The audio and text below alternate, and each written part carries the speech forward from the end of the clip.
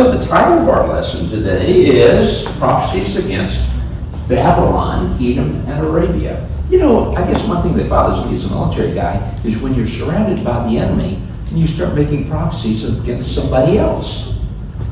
What's his name? Prophecies against Assyria. Oh yes, we've already done that.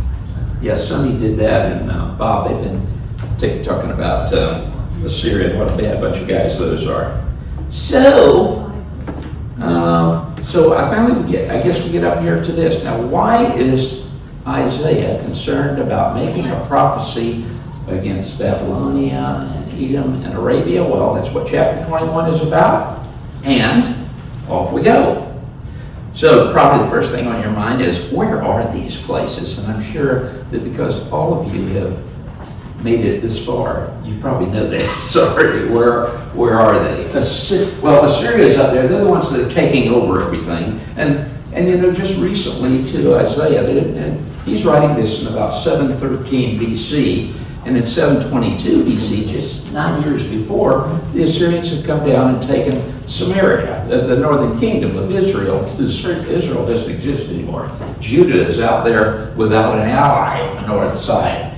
And then Babylonia is out here. Babylonia has been in constant battles with Assyria forever, and Babylonia just keeps making the Assyrians mad, and they keep going in there and cleaning their clock.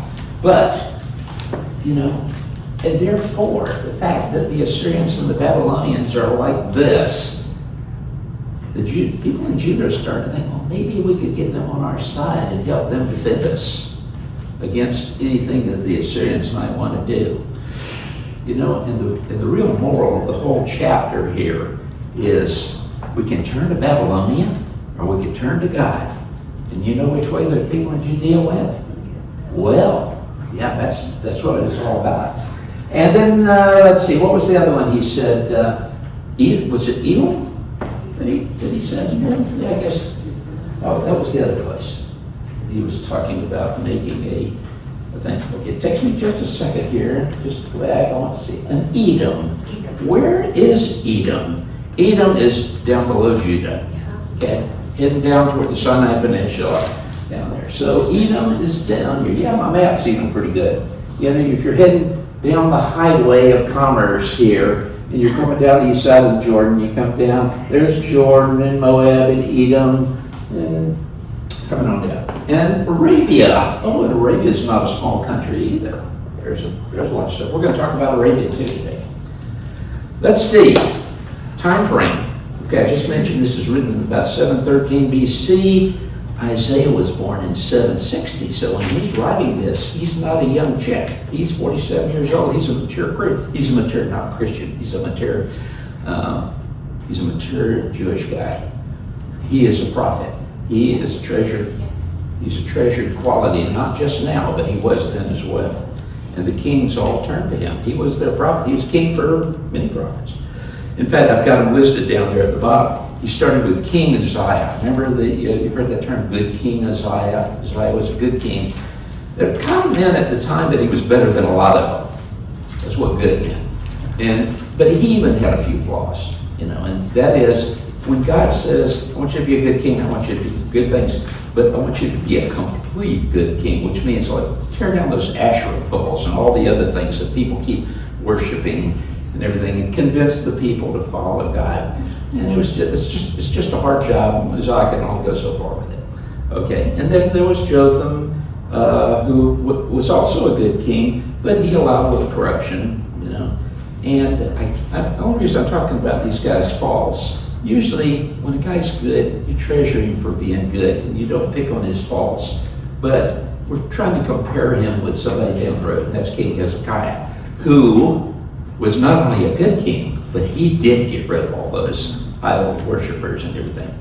And by the way, just fill in the blanks, King Ahaz, who was another king that Isaiah had to deal with, he was a completely wicked king. He was bad. He even threw his children in the fire, treasure, you know, sacrificed them to other gods. You know, what makes you bad is worshiping other gods other than our God, and then actually not only worshiping them, but throwing them the kids in the fire. That's pretty bad. All right, so it kind of tells us about the time frame. Let's see. So since I made such a big deal about King Hezekiah, and he was the one that Isaiah spent the most time at the end with. And, after dealing with Ahaz, what a bad, wicked king he was, to come up with Hezekiah for the great majority of your time as a prophet, that's good. And so there's a lot of good things about Hezekiah and Isaiah. And because we're going to deal with Isaiah being a prophet during Hezekiah's time, I thought it's probably worth looking at a few things that Hezekiah did. Cleanse the temple, because he's following Ahaz, who kind of screwed the temple up a little bit. He abolished idolatry. Let's see. He even thought that people, remember the thing about the snake in the desert that was held up and he kept the serpents from poisoning you back when they were coming out of Egypt and all that stuff. Well, the people kept worshiping that thing. And Hezekiah said, you know what? People are worshiping that thing rather than God, and he had it destroyed. People, it's kind of like when you do an estate sale. You're getting rid of all your treasures. But that was why they were keeping this thing around, I think. But they decided, we got to get rid of that too. It sends a bad message by people continuing to look at that serpent on a pole and treasure it. Okay, and he reinstated Passover. People had forgotten lots of things along the way. And, sometimes it's just a matter of revitalizing their memory. And Hezekiah was pretty good at that. So there's a lot of overlap here between Isaiah and King Hezekiah, because as I'm pointing out here, Isaiah's ministry period, remember I told you he was actually born in about 760, I think. So he was about 20-something years old when he started his ministry, and he was, as you add the numbers up there, 740 to 686 is 56 years. 56 years, and a lot of those were with King Hezekiah. King Hezekiah, this is actually the year of his birth here, not the time of Hezekiah's kingship, 741. And I think he actually ruled, it didn't start until 716, which would have been 25 years later. So he was 25 years old when he became king. 716 to 586. What did these two guys have in common? Well, they both were around to see Israel done away with. Israel had been going south for a long time. I hate to say going south because I'm from the south. Usually we think south is good. And if you go to Germany, that's where in the south is where the great majority of Christians are. They're Catholic, but Bavaria is God's country down there. It's south there, south of the United States. I always thought there's a lot of common things. I get carried away sometimes. Sorry. Let's see. So they both witnessed the destruction of Israel, so they have that in their past. It's not just something they read in a history book. They were there. They saw this. They saw Israel go away, and they knew why. Because Israel was doing bad things.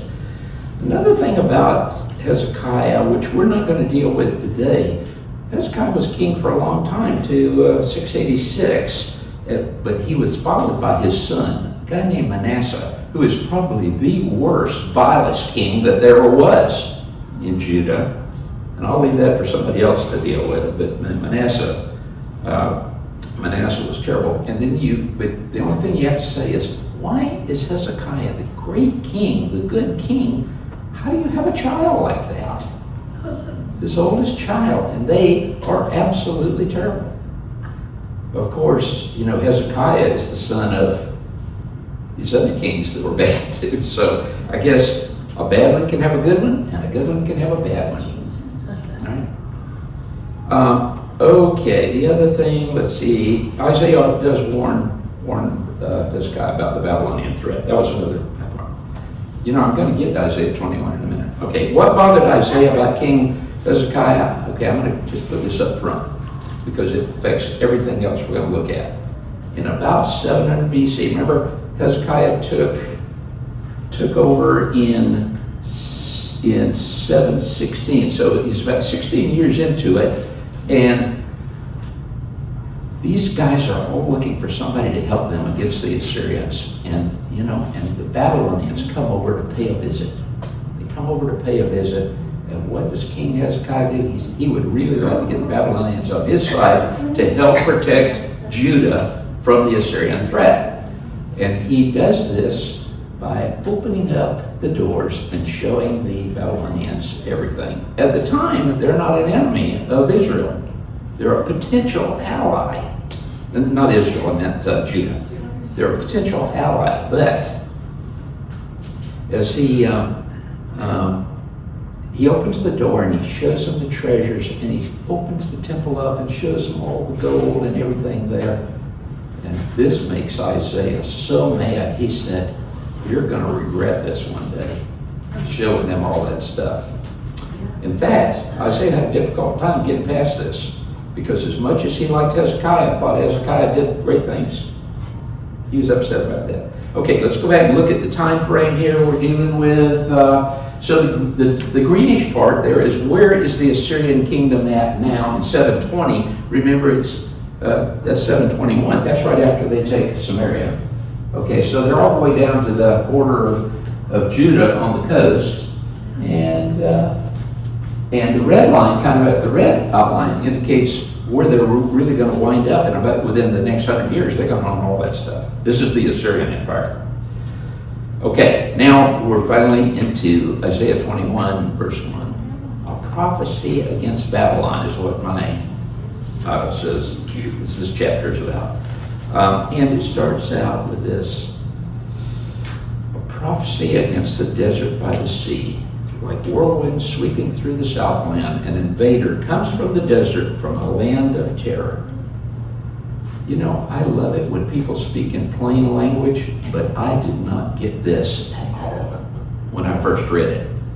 So that was a challenge for me to try and figure out, what are we talking about here? So, desert by the sea, what does that mean?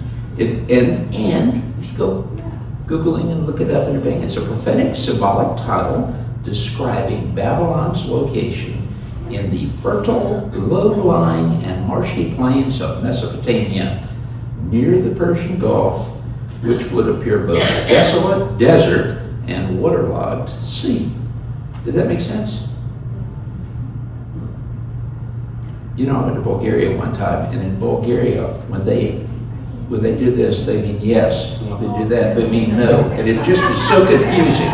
And I was looking out there for an indication, and I didn't see one. All right, so there it is. That's what that says. So let's look at a little map here to see, what are we talking about. What he's saying, this desert by the sea, this down here, it's where the Tigris and Euphrates rivers come together down here. That's where Babylonia is. Babylonia is down in this area. And guess what? Where all those rivers come together and start to flow into the Persian Gulf, it's kind of marshy, it's kind of sloppy. If you're a tank commander, you look at that and say, let's go somewhere else, because you don't want to get caught in the mud. That's a bad thing. All right, Mesopotamia, there's a good word. We haven't talked about Mesopotamia all that much, but everybody else does when they talk about this area. And I guess, just for your own information, this is an area called the Fertile Crescent. And it starts down here in the Nile River Valley, and it goes up through all of these countries where Judah and, Lebanon and all the countries along the coast here are, and that's called the Levant. That's a term they use, the Levant. And on up, and then around through where the rivers are at. That's Mesopotamia, okay? It's called the Fertile Crescent. Where did that name come from? Did they name it? Did Isaiah name it, or anybody?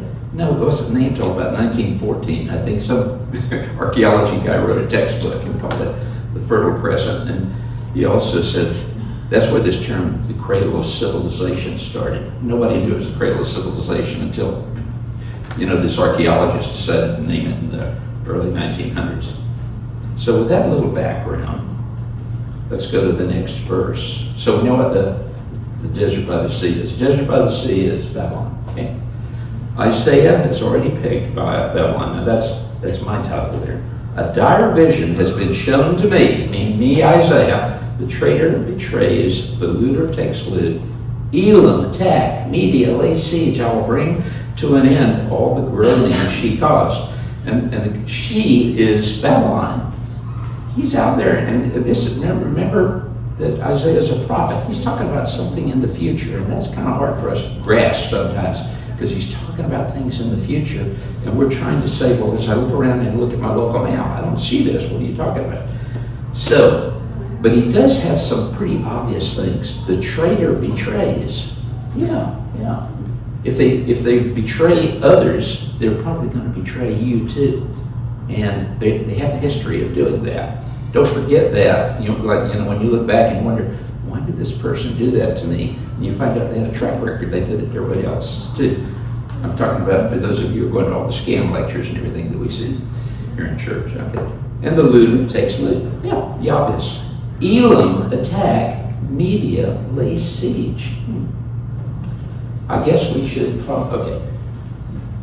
Elam was kind of a country out across the Euphrates, and down across the Persian Gulf there. But they were enemies of the Babylonians. They were enemies of the Assyrians. And they had done enough things that Isaiah knew there was a potential people that could be fighting off the Assyrians a little bit. But they're not going to make it either. Elam was devastated. Isaiah is saying, you look out there in the future, the prophecy, he said, Elam's not going to make it either. They were, and in fact, 647, 646, now we're talking about, we're in 713. This is about 80 years down the road. Elam is going to have their clock cleaned, as we say in the big city, by the Assyrians. They're going to take them out. So the Elam is not going to solve anything in the near term. But Isaiah is calling upon Elam and Media to attack. And who are these guys? Elam and Media. Let me see if I can find this. Maybe I got one more minute. Well, there's Elam. You can kind of see it's down where the two rivers come together there, flow into the Persian Gulf. Elam is out there. And see out there where it says Medes? Medes that's where Media is. Media. And the Medes, they settled in the northern part. All of this now is called Iran. And back in between Iran and this time period, there's something called Persia. And you can see there's a few Persians out here too. Persia eventually takes over all this. Anybody remember a good name, a good Persian that you might want to remember his name? About Cyrus the Great. But I guess about 200 years down the road, he's going to solve some of the problems. Yes, ma'am. Is that the Strait of Hormuz, that point that sticks up there in the Persian Gulf? Yep, that's right. It's kind of a little picture there, and if you can see, if you were going to kind of cut off things here, that's what you'd want to do, find a nice narrow place that you can keep control of that. Yes, ma'am. So, let's see, what else do I need to say about this? Probably nothing. Okay, so the question was, when you were looking at that previous thing, you might say, well, are the Medes and the Persians the same thing? I thought maybe that was worth saying something about it. Let's see, the Medes were in the northern part of that area. Did I do that? Let me see, maybe I lost it. Okay, the Medes were up in the northern part and the Persians were down here. So they were not the same. Medes and Persians are not the same. But eventually the Persians will conquer all of that. They'll take over the Medes. And Medes, the term that was being used back there was, let's see, what did he say? Oh, Media. Isaiah called it Media. Media attack. He meant the Medes attack. Don't confuse this with the term Midian. Midian is another area which is closer to the Sinai Peninsula, and that's where Moses kind of hung out for a while he was taking his break, waiting to be called by God to go over there and lead the Jewish people out of Israel. Let me see if I can figure out something here. Okay, just for the record, Media is that big area up there, but eventually it's the Persians conquer all that, and Cyrus takes over all of that part in 550. And for those of you who are Jeremiah scholars, you'll know Jeremiah predicted all this. I think he was the one that said Cyrus is going to come along there and solve the problem of the exile. Get the people out. But that's 550, and we're talking about 713. So we're about 170 years ahead of this taking place. So the Persians aren't in control of that now, but they will be later. I threw that up for information only. So in verse 3, Isaiah is troubled by the current situation. And the current situation is that people are putting their hope in a deal with Babylon. What Isaiah would see, he would hope they'd put in a deal with God. Pray to God. Let's ask God to help us here, And so he's got a few verses there, and it's just bothering him. That this my body is racked with pain. Pain seizes me like those of a woman in labor. What does Isaiah know about a woman in labor? He probably knows more than what I did when I was a young man. But because he'd been told, because we didn't get to see anything. Nor did he. But he probably saw a lot of women struggling, and that was always something that was out there. And he's trying to make a good comparison. This is bothering him that people are turning to Babylon. It says, my heart falters, fear makes me tremble. The twilight I longed for has become a horror to me. You know what does twilight mean? Is that morning or night? Night. Okay, it's right there at dusk, the twilight. It's kind of like retirement. Isaiah's like all of us, you kind of want to get to the end in a pleasant way, and you find out, hey, it's not ending the way I wanted it to. There's still problems. Okay, so in verse 5, Judah's priorities aren't right, is what I said. He says, they set the tables, they spread the rugs, they eat, they drink. Get up, you officers, oil the shields. What he's really saying is get ready for battle. Rather than depending on some other people to come and be your ally and defend you, why don't you do it yourself and just ask God to help you? That's really what he's saying. And when he says they set the tables, they spread the rugs, when all of your military officers and people like that are just having dinner as usual and everything, you tend to think, hey, we're not doing what we need to be doing. Get up, you officers, and oil the shields. That was another, today he was talking about the oil skin, the wineskins and how they get brittle and everything. Same thing happens to shields. They get brittle, and if something hits them when they're brittle, they just break apart and fall apart. So, if you're going to go and have a battle, you want to be a little pliable so that the things will bounce off of them. That's what he's saying. Get ready for battle, and how about stepping up and defending yourself and trusting God to help you do that? Verse 6. So, this is what the Lord says to me. This is Isaiah's prophecy.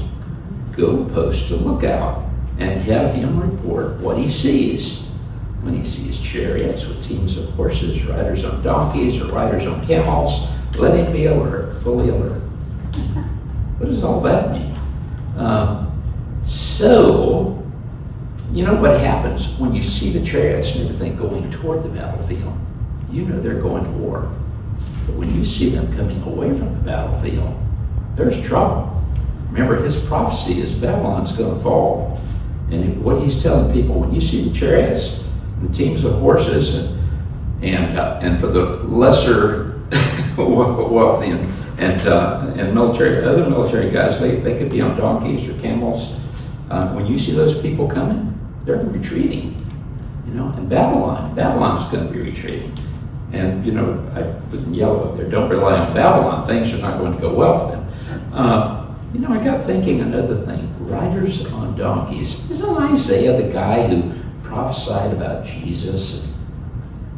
Who was it that said we're going to have Palm Sunday and there's going to be somebody coming on a donkey? I don't know that has anything to do with this particular thing. But I was thinking about there's another thing in Isaiah's prophecy. Somebody riding on a donkey there. That may be something you want to watch out for too. But he doesn't go into any detail about it. He just makes that observation.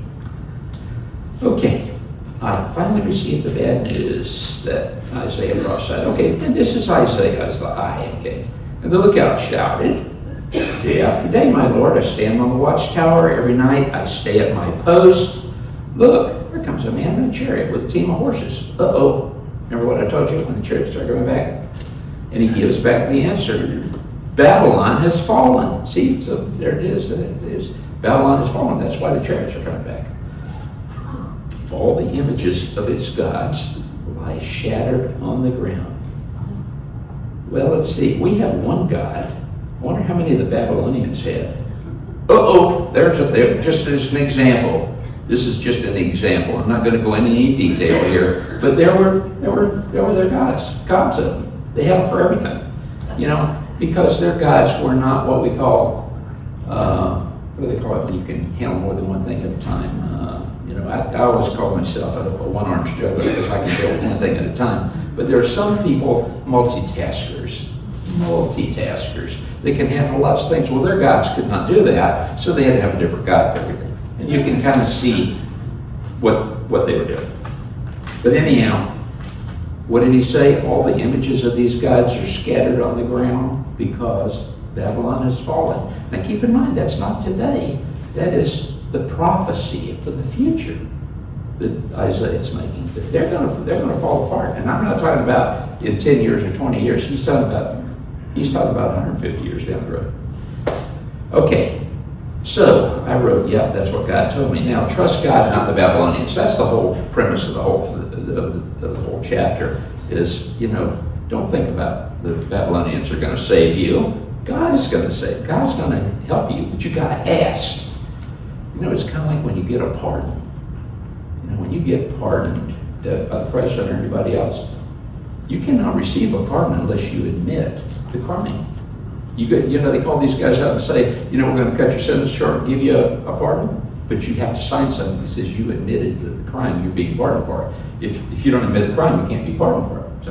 And there are some people that, as a matter of principle, say, hey, I didn't do it. I was unjustly accused. But here we are. Now, trust God and not the Babylonians. My people who are crushed on the threshing floor. This is Isaiah talking about his people who Isaiah has always thought are being abused. They are being abused by these people who are coming up with all these laws and these rules and running the country. And they're being crushed on the threshing floor. They're out there doing the common laborer work. But what he's trying to tell them is, hey guys, here's it is. I'm telling you the story. He is the prophet not only to the kings, he's the prophet to everybody in Judah. I tell you what I've heard from the Lord Almighty, from the God of Israel. Let's see. Okay, well, we've been talking about Babylon. He also has something to say about Edom. And you know where Edom was. Edom was down below. Okay, remember it was along the coast, Moab, Edom, going on down.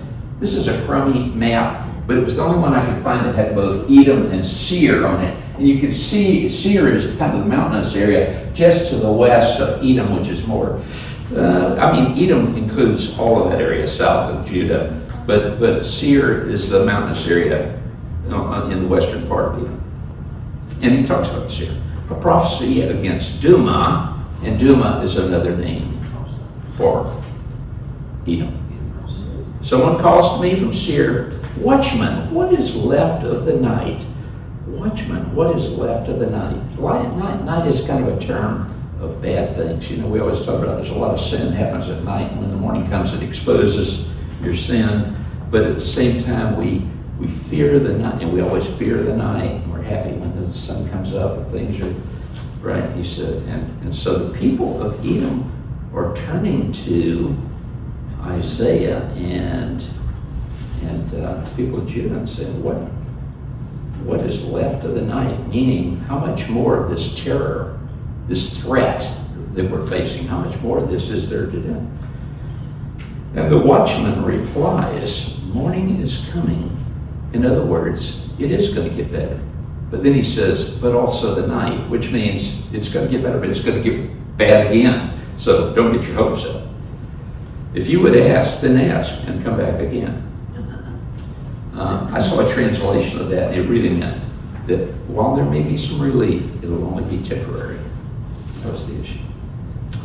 Okay, and then he kind of wants to deal in the chapter a little bit about Arabia too. Okay, prophecy against Arabia. He says, you caravans of Dedanites. Well, you see where the Dedanites are at, down in Arabia. So if you talk Dedanites, you're talking about people in Arabia. Arabia is not exactly vacation country here. I think even our Utah Moab is better than the ones that they have to deal with. But Dedanites, this is not a great place to go. Arabia is desert. When you were talking about the desert, the sea earlier, Wow, what a mess.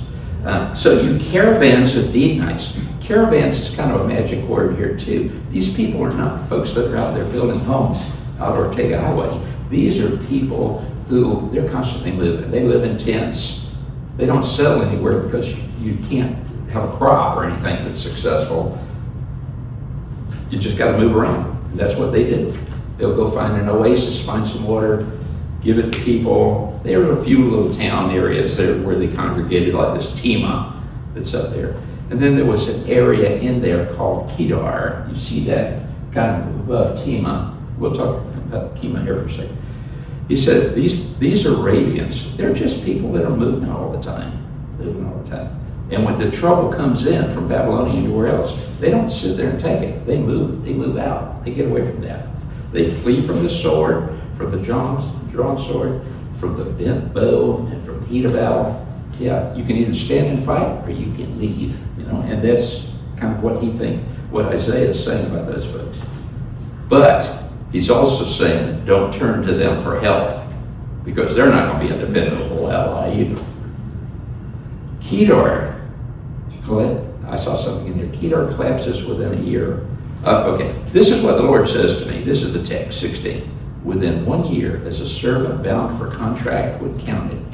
It's funny that he would pin it down to the year in such detail there. Just like if you had a contract, 1 year. Okay. The survivor, he says, all the splendor of Kedar will come to an end. The survivors of the archers, the warriors of Kedar will be few. So don't turn to them either for help. So what's the time frame he's talking about? It sounds like he's talking about a year from now, but he's not. He really is talking about what actually happened was when Babylon finally comes in 586 and takes over Jerusalem.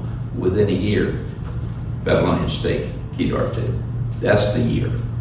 That is the year that turns out to be real. But he's prophesying in here. And, Isaiah, he says a lot of things in these prophecies that we have the benefit of. What do they call it when you look back in history? There's a term for that. We have the ability to go back and say, oh, this is what actually happened.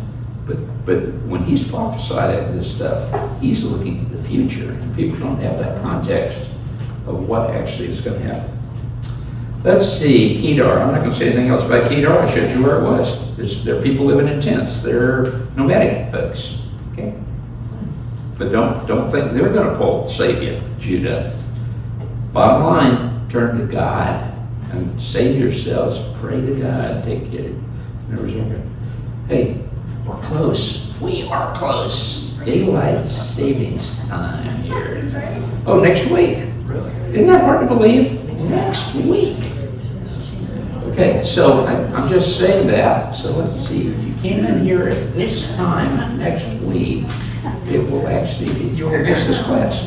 But if you came to church, you could just come right down here, because you just missed the church.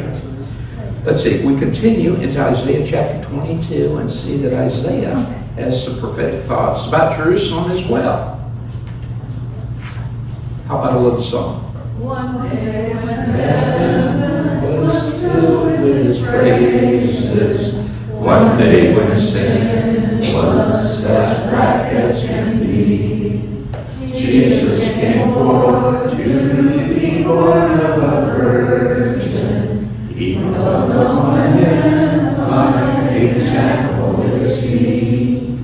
Loving he loved me, dying he saved me, buried he carried my sins far away, rising he justified freely forever. One day he